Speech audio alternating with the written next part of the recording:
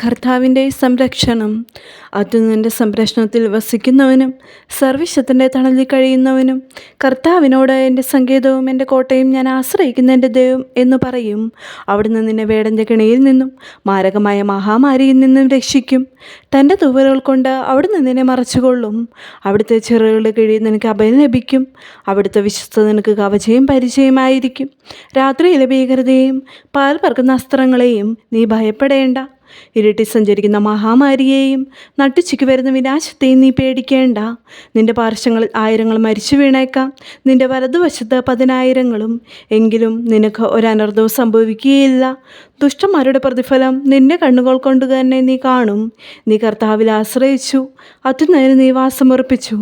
നിനക്കൊരു തിന്മയും ഭവിക്കുകയില്ല, ഒരനർത്ഥവും നിന്റെ കൂടാരത്തെ സമീപിക്കുകയുമില്ല.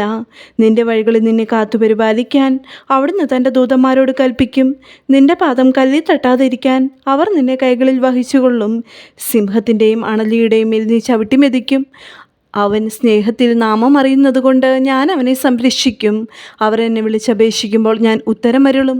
അവൻ്റെ കഷ്ടതയിൽ ഞാൻ അവനോട് ചേർന്ന് നിൽക്കും. ഞാൻ അവനെ മോചിപ്പിക്കുകയും മഹത്വപ്പെടുത്തുകയും ചെയ്യും. ദീർഘായുസ്സ് നൽകി ഞാൻ അവരെ സംതൃപ്തനാക്കും.